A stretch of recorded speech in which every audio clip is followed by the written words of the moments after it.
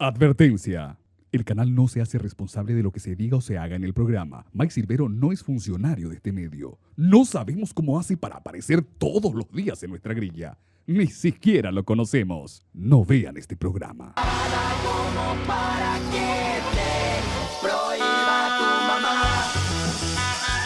Hola, muy buenas noches. Bienvenidos a Silvero, el programa informativo más visto de la televisión paraguaya, que se hace con el único objetivo de seguir siendo eso, ¿verdad? Hasta que venga alguien y nos desbanque y tengamos que cometer un atentado o algo por el estilo. Muy bien, bienvenida Chely, que está de vuelta con un bronceado caribeño. Bueno, ¿embarazada? No, bueno. Hay que agradecer a nuestros anunciantes. Les traemos una oportunidad única para que los más pequeños de la casa den rienda suelta a su creatividad. Volvió el concurso de dibujo para niños Dream Car de Toyota para llevar la creatividad a los más chicos a otro nivel. ¿Cómo participar? Muy sencillo. La competencia está abierta desde el 12 de enero hasta el 28 de febrero para niños desde 2 a 15 años. Encontrar las bases y condiciones en las redes de Toyota Paraguay y convertir la imaginación de tus pequeños en el auto del futuro. ¿Listo? ¿Dónde era que nos quedamos la otra vez? El jueves. En que la democracia en Paraguay tiene bajo nivel, ¿verdad? O sea, vamos a mezclar dos cosas, la visión exterior y la visión interior. Vamos a arrancar por afuera, porque como mencionamos de paso la semana pasada, salió el índice de democracia que publica anualmente el prestigioso medio The Economist. Podemos centrarnos en un recorrido global para ver cuáles son las mejores y las peores, pero nos vamos a quedar con Paraguay, país al que el medio mete en su categoría de democracia defectuosa. Es decir que puede mejorar, pero ya está lo medio cané, ¿verdad? O sea, es que es como un chileré que tenés que hacerle, no sé, de hace 30 años, el aire delante no congela, la homocinética hace ruido, la cremallera, bueno, mal que mal te lleva a tu laburo, aunque en los días de lluvia se empaña todo el vidrio, no hay forma de desempañar, ¿verdad?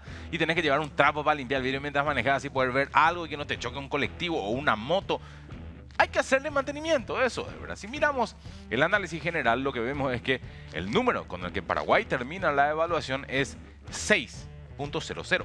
Y a mí lo primero que me lleva esto a la época de la universidad, en la cual para pasar de año o de materia, uno tenía que obtener el 60% de los puntos en juego. Y con eso estaba tipo un aceptable, algunos pasaban así porque bueno, ¿qué caigüe voy a estudiar? ¿Para qué queremos hacer 100 puntos y total pasar nomás lo del tema, verdad? Y otros era básicamente porque hasta ahí les daba la cabeza, ¿verdad? De hecho, 58 nomás lo hicieron, el profe le regaló 2 puntos para no verle en febrero por buena conducta o porque alguna le trajo una manzana, qué sé yo. Acá el problema está en que si estudias para pasar, para no aplazarte, es muy fácil que te aplaces. Así que tendríamos que intentar mejorar nuestra democracia y no contentarnos con lo que tenemos ahora mismo. En la región, el peor país a nivel democrático es Venezuela y el mejor es Uruguay junto con Costa Rica. Paraguay termina en el puesto 13, está en esta parte del mundo está a la mitad y 77 a nivel mundial, bien lejos del pelotón de punta, pero tampoco está al fondo ni mucho menos, otra vez más o menos en la mitad. Pero ¿qué significa para Paraguay que su democracia sea defectuosa? ¿Cómo se construye ese 6.00 que determina nuestra calificación final?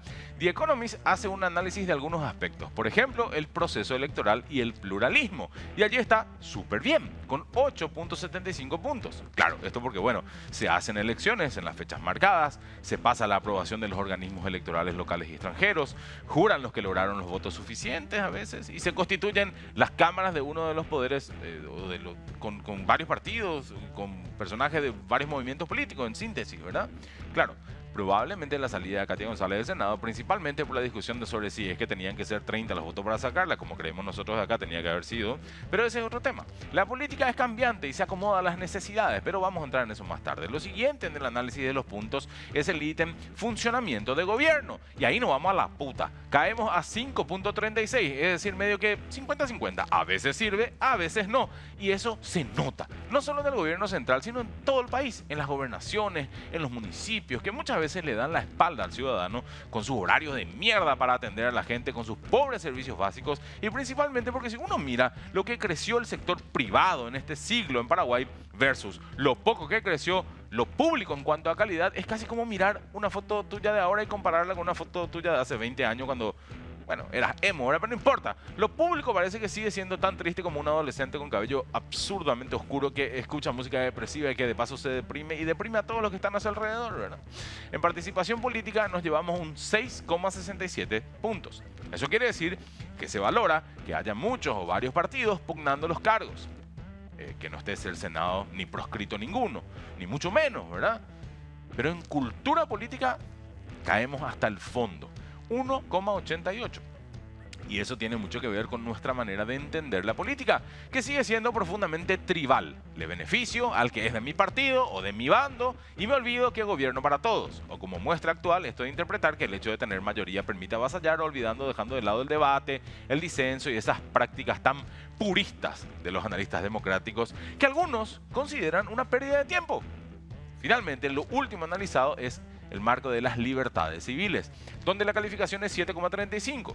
No es más alto, digamos, porque bueno, todavía hay derechos y hay caminos por recorrer, hay gente que no tiene todos los derechos que todos los demás. Bueno, no importa, no está mal. Es decir, somos medianamente libres y esto es importante, más aún cuando nosotros venimos todavía de un proceso de 35 años de dictadura cuyas heridas nunca terminan de cerrarse. O sea, es súper importante para una democracia sana y plena que exista la opinión contraria. O sea, que yo por ejemplo, puedo odiar a alguien por sus posiciones, por su forma de ser, por lo que quiera, pero no quiero que por eso desaparezca de la faz de la tierra. En mi caso, mi némesis sería Vargas Peña, por ejemplo. Lo detesto, ¿verdad? Pero ahí está y quiero que se mejore, ¿verdad? Y él también, creo. Y además, a veces nos dan momentos hermosos, como este de hoy mismo, cuando hablaba con el senador Eduardo Nakayama y se olvidó que había cámaras. Tu voz es importante, Enrique. Vos sos uno de los periodistas que más, ¿cómo te puedo decir? Que más llega a la gente. Tu opinión es importante para la gente. Cuando vos agarrás y decís, y tu vehemencia también es importante, Enrique. Eso es importante para la democracia. Que puta, la gente se cagaba todo, Enrique, cuando vos agarrás y mandabas la puta para tratar. Y eso nosotros necesitamos. Perdón. Nosotros somos inclusivos, entonces hay que hacer el lenguaje de señas. Bueno, volvamos a lo nuestro y miremos más internamente lo que pasa. No sé si han leído en estos últimos días las redes sociales o la mayoría de los periódicos y cómo señalan que lo que pasó en el Senado es que casi una vuelta a la dictadura. Y, qué sé yo, como figura retórica ponerle que está bien, lo tiene todo. Es dramático, es llamativo, es exagerado y lleva al lector a una visión idealizada de nuestra democracia comparada con hace 6 meses, ponerle, ¿verdad? Pero me parece que realmente el problema es que minimiza lo que fue la dictadura de Stroessner en primer lugar y casi que le beneficia a un régimen atroz, totalitario, que persiguió, mató e hizo desaparecer a muchos paraguayos y que a su vez impidió un desarrollo más importante del Paraguay. Es cierto que el Partido Colorado le dio la base y en parte es responsable, pero hay distancias que habría que evaluar mejor antes de asumir que un proceso político tumultuoso como el de la salida de la ex senadora González represente lo mismo que una dictadura. En segundo término, hay una cuestión sobre la realidad política paraguaya y la que nos gustaría a nosotros que fuera. A ver si me explico.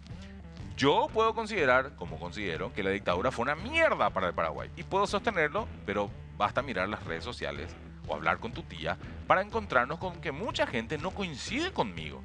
Y hay una especie de nostalgia de, no, acá lo que falta es mano dura. O una reivindicación de que antes se vivía mejor. Entonces, apuntar a la dictadura como todo lo malo, yo no sé si sea sencillamente el camino a seguir, porque hay mucha gente diciendo, sí, vamos a volver a dormir con la ventana abierta si hay dictadura. Entonces, volvamos a lo exterior, porque si hablamos del índice de The Economist, ¿dónde creen que se posiciona, por ejemplo, El Salvador?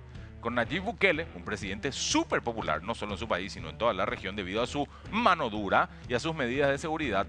Su porcentaje final es 4,71 y el medio dice que es un gobierno híbrido, o sea, entre democrático y autoritario. Es como híbrido entre eléctrico y nafta por ahí. Les invito a que miren un ratito este video de Bukele para entendernos. Esta es la primera vez en la historia que El Salvador tiene democracia. Y no lo digo yo, lo dice el pueblo, que la definición de democracia, la real, no la inventada por las élites, es demos y kratos, el poder del pueblo. No dice la élite o la ONG o el periódico Lo País, no, dice el poder del pueblo, demos, kratos. El pueblo, demos, que tiene el poder, kratos. Espera un ratito, no me quedó claro. Demos,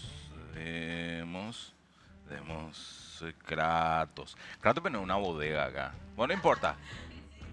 ¿Qué opinan de esto? Yo opino que Bukele está perdiendo un poco de pelo y por eso usa kepi, ¿verdad? Y debería ir a Hair Recovery. Pero al margen de eso, por si quedaba alguna duda después de esa declaración, Bukele y su partido cagaron, metafóricamente, a patadas a la oposición en las elecciones y tienen ahora control casi total de la cosa en El Salvador. Entonces, a lo que yo voy es que los parámetros que nosotros pongamos o que pongan los intelectuales de The Economist frente a su computadora no son los mismos que los que pretende la gente. Al menos no en El Salvador y seguramente no en gran parte del mundo. Y ese fenómeno del que venimos hablando desde ya el inicio de este programa hace 4 años, mucho tiene que ver con la inutilidad de la clase política para ponerse de acuerdo y para generar un impacto positivo en la vida de la gente común, del ciudadano. Este gobierno, el actual, el de Santiago Peña, tampoco escapa a esa realidad, a pesar de tener mayoría en ambas cámaras. A nivel salud, siguen teniendo muchas carencias. A nivel seguridad, también. A nivel educación, tampoco se registran grandes cambios todavía. Y viste lo que pasó el otro día. A nivel instituciones, seguimos como siempre. Y el descontento que eso provoca, sumado a otros factores, puede determinar el futuro del país. Y poco tiene que ver con lo que plantee la oposición actual, que nos representa mucha alternativa a nivel proyectos, pero sí genera el caldo de cultivo ideal para la aparición de líderes populistas, con medidas de shock que cumplan los pedidos básicos de los ciudadanos, independientemente que en el camino se atropelle lo que está escrito en la ley. En Paraguay ahora mismo el gran temor de la oposición pasa por 2 escenarios, altamente indeseables para ellos. Uno, que el Partido Colorado siga expulsando gente del Senado y con eso se genere un desbalance de poder aún mayor que el que se generó con su rotunda victoria en las elecciones del 2023. Y número 2, a que se habilite la reelección presidencial y que eso permita participar a Horacio Cartes.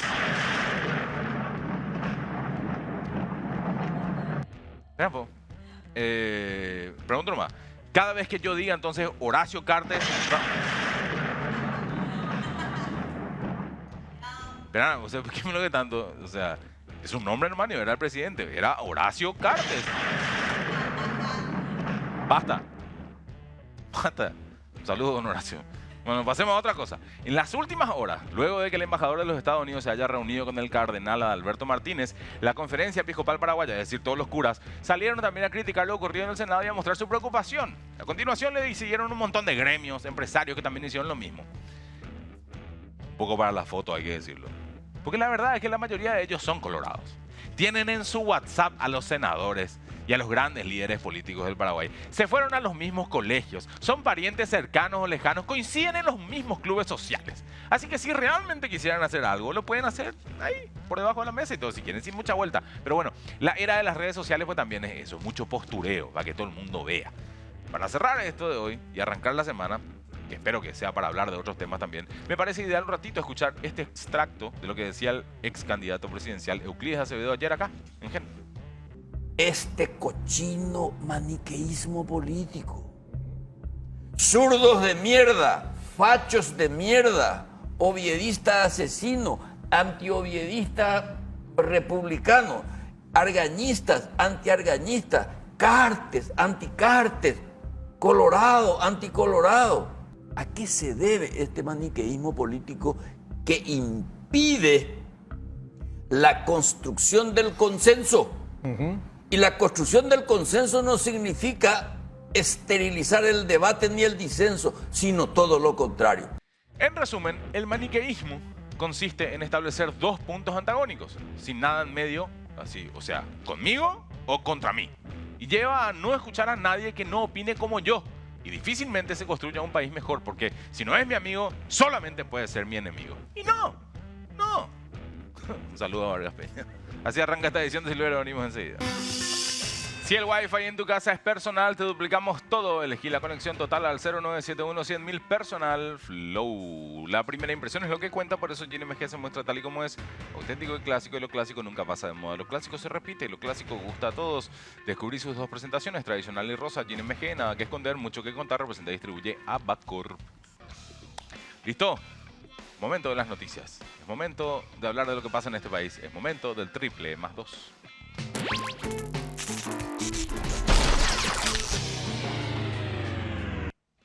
Qué lunero que es, ¿verdad? Qué lunero. Bueno, el senador Luis Petengil Vaca no solamente logró candidatarse a senador con su condición de proveedor del Estado, sino que también consigue mantenerse en su banca y hasta votar en un proyecto que lo beneficiaba directamente y configura un conflicto de intereses, según han advertido sus propios colegas. Esta es la conclusión también de la Contraloría General de la República, nada más y nada menos. 90 días antes de las elecciones, uno tiene que desprenderse de sus empresas si estas son proveedoras del Estado, y es exacto lo que yo hice en febrero del 2018, recordó Celeste Amarilla en un contacto con la 1080 AM en relación a la Petengil. Creo que esto supondría otro momento revulsivo en la política local de Darse, que le saquen a Petengil, pero también en Cerro Porteño, donde Juan José Zapac estará mirando ahora con cierta preocupación toda esta jugada. Noticia número 2. En una convención de un partido no se resuelve una enmienda o una reforma constitucional, solo lo dicen para crear algún tipo de inconveniente. Esto aseveró Eduardo González, secretario general de la Asociación Nacional Republicana, desmintiendo así que existen intenciones de abordar este tema en la convención del próximo 9 de marzo. Un tema de reforma o enmienda constitucional para una reelección jamás escuché. ¡Jamás!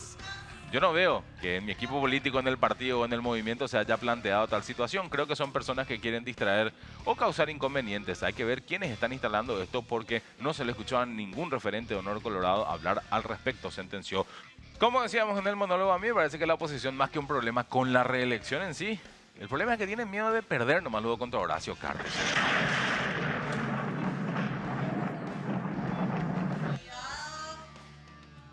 Mañana, por gen, bueno, noticia número 4. El presidente de la Cámara 13, noticia 3, el presidente de la Cámara de la Industria Química y Farmacéutica del Paraguay, Gerardo García, señaló hoy a Radio Ñandutí que la previsional no dispone de los fondos para saldar la millonaria deuda que el gremio tiene y que ronda 400 millones de dólares. Puede ser, si bien reconoció que la situación del IPS está difícil, porque en total la deuda a sus proveedores de distintos rubros, la suma de 800 millones de dólares, garantizó la provisión de los medicamentos hasta que el gobierno encuentre una solución posible. García sostuvo que el último gran pago que recibieron se dio entre mayo y junio del año pasado, pero luego el flujo de caja no fue suficiente para continuar con el pago de la deuda. Es raro, ¿verdad? A todos nos descuentan IPS. IPS tiene plata guardada, pero no paga esto. Es raro. Noticia número 4. Los cambios planteados al proyecto de la carrera civil se encuentran en el portal del Ministerio de Economía para quienes quieran ver. La idea es que la gente tenga acceso al documento íntegro y se entere de los avances de esta iniciativa. Entre las modificaciones planteadas se encuentra la obligatoriedad de realizar el concurso público para ingresar a la función pública, con excepción para los puestos de conducción política, asesores y cargos de confianza, para los cuales se establecen algunas normas especiales con ciertos requisitos que deberán cumplirse para ocupar dichos cargos. Además, estipula posiciones obligatorias para erradicar los actos de corrupción en contra de la administración pública que afectan directamente a la eficiencia del Estado y ponen en riesgo las finanzas públicas. Esta es una de esas noticias que nos da gusto leer si sos el hijo de algún político. Claro, noticia número 5. El presidente de la Asociación de Avicultores del Paraguay, Néstor Zarza, mencionó que ya registraron 4 aumentos en los precios de los huevos y afirmó que es la única forma de hacer frente a la alta demanda actual. Aseguró que el clima afectó la producción nacional generando un descalce en el mercado interno, pero agregó que el aumento es a nivel regional. Aseguró que se registraron fenómenos no habituales que golpearon la producción, citando principalmente que el calor afectó de forma importante la producción local de huevos. Sumando estos dos factores, el aumento en la demanda, que no es solo en nuestro país, el comportamiento del precio no es solo Paraguay, sino toda la región, y a raíz del impacto del calor en los animales baja la producción, dijo Zarza. A este paso, para comprar una gallina casera y un ventilador, más o menos está la cosa, ¿verdad? En serio, Lauris Diva puede dejar su OnlyFans y hacer que le mantenga Hortensia con lo que cuestan los huevos. Iba a decir otra cosa, pues ya no. ¿Viste cuando hace frío el huevo se mete para adentro y con el calor? ¡No importa! Se acabaron las noticias todas publicadas en hoy.com.py. Seguramente tenés ganas de hacer un montón de cosas, pero por alguna razón no te animás. Nosotros te damos la seguridad para vivir a pleno. ¿Querés disfrutar más de la vida? Hacelo. Vení a la Agrícola de Seguros. No podés venir, no importa, no hay drama. Pedí tu póliza digital por WhatsApp al 021-609-509. La Agrícola de Seguros, hacelo. Hoy hicimos ¿cómo se dice? Introspección, se dice. Y te mirás para adentro. Como mirarte en un espejo. Desnudo. Con los huevos, como Borja, no importa, con respecto a nuestro nivel de democracia. Así que también está bueno que hagamos lo contrario. O sea, miremos un poco hacia afuera para ver qué puta es lo que está pasando en el resto del mundo y ser conscientes de que el absurdo no es solo propiedad nuestra, sino que es universal. Y por eso hoy toca hablar de las noticias del más allá.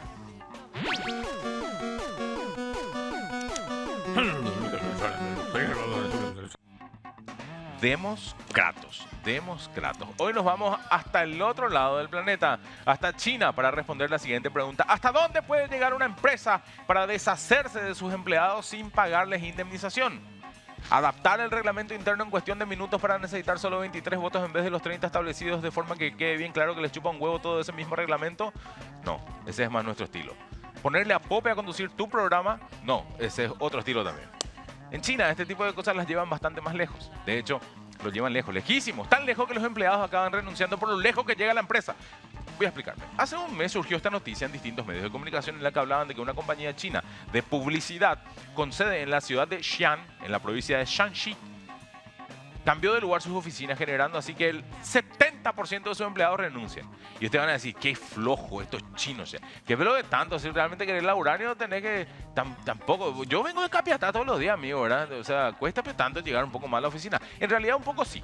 Porque lo que hizo esta empresa fue llevar las oficinas a lo más alto de una fucking montaña, en concreto la montaña de Qinling, esta que ven ahí. Sí, está en la cordillera de Qin, la más alta de todas en esa región. Entonces, para llegar hasta sus nuevas oficinas, los empleados pasaron de tomar el metro, el subte, media hora, a verse obligados a manejar sus autos para poder llegar a la oficina en mitad de la montaña durante 2 horas. Y si no tenían auto, no tenían, ¿cómo funcionaba? Seguramente le pusieron un micro para llegar. ¡Por supuesto que no! Esta empresa no puso ninguna facilidad. Si no tenían auto, los empleados tenían que ir a agarrar un colectivo que pasaba cada 3 horas. Y con el chofer, encima el chofer todo el tiempo, va al fondo al lugar, decía, ¿verdad? ¡No! ¡Perdón! ¿Por qué caí en el estereotipo? Perdón.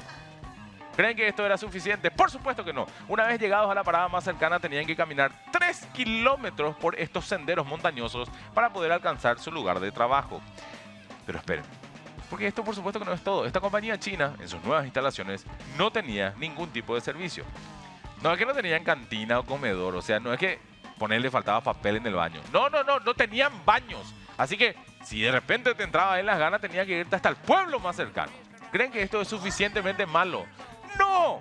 Por supuesto que no, porque toda esa zona de las montañas en Qinling está poblada de animales. Pero no de animales lindos e inofensivos, no. Lo que dicen que hay es animales bastante jodidos y peligrosos, como perros salvajes, por ejemplo. O sea, imagínate el control de vejiga que tenía que tener esta gente que si quería sobrevivir a su jornada laboral nomás. Entonces, si ustedes hoy se levantaron luneró, ¿verdad? Pensando en la pereza, en el caicue que te da ir a trabajar. Pensá un ratito en los empleados de esta compañía, que no solo se vieron obligados a viajar 2 horas, caminar 3 kilómetros para llegar a su puesto de trabajo en una zona plagada de perros salvajes, sino que tenían que hacer lo mismo cada vez que terminaban su jornada laboral para llegar a su casa. Y además, comer muy poco para que no te den ganas de entrar al baño. O sea, ¿qué es lo que le faltó? Hacerle caminar por el interior de un volcán para deshacerse del anillo del poder, nadar entre tiburones hambrientos y enojados y saltar con un paracaídas roto desde un alcantilado mientras un grupo de asesinos le disparaban flechas impregnadas con un veneno mortal. O sea, el juego del calamar, un poroto al lado de todo esto. Y seguro que si llegaban tarde les descontaban, carajo. Y ustedes se van a preguntar qué fue lo que pasó con los empleados de esta empresa. Bueno, eran 20 y en menos de una semana renunciaron 14. O sea, renunciaron los que no tenían auto y pensaron que no valía la pena jugarse la vida todos los días para llegar a la oficina y que después no haya papel en el baño, sino que no haya ni siquiera baño, ¿verdad? Pero lo peor no fue eso. Lo peor es que pocos días después descubrieron que la empresa había vuelto a la ciudad y estaban buscando nuevos empleados, dejando en claro que lo único que pretendían desde el comienzo era quitarse encima a todos los que pudieran. Bueno, todo esto se convirtió en un escándalo porque los empleados salieron a escrachar a la empresa, pero desde la compañía decidieron denunciarles por difamación. Y teniendo en cuenta que no es que querían cerrar la empresa, sino que lo único que pretendían era echarle a sus empleados sin pagar la indemnización y así poder contratar gente nueva, uno no puede evitar pensar cómo podría lo que tiene que estar una empresa de sus empleados para mudarse hasta lo más alto de una montaña y forzar a que renuncien, ¿verdad? Sea que tenían estabilidad laboral, no importa. ¿Saben lo peor de todo? Es que acá no podemos seguir su ejemplo. ¿Por qué? Porque Borja tiene auto. Averigüé un terrenito en el Buturuzú y no nos da, será. No nos da, lamentablemente. ¿Qué va a hacer? Qué pena, será. Hay que encontrar otra manera. Este año tenemos que deshacernos de ese tipo. Esa es tu misión, Chele. Deshacernos de este tipo. Muy bien. Equipo completo, hemos vuelto. Ahora sí nos vamos. Volvemos mañana a las 9 de la noche. Voy a decir otra vez el nombre y si son... No, mentira. Chao, hasta mañana.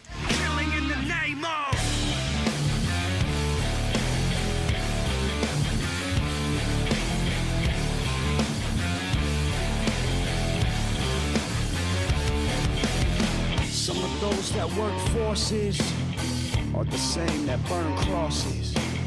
Some of those that work forces are the same that burn crosses. Some of those that work forces are the same that burn crosses. Some of those that work forces are the same that burn crosses.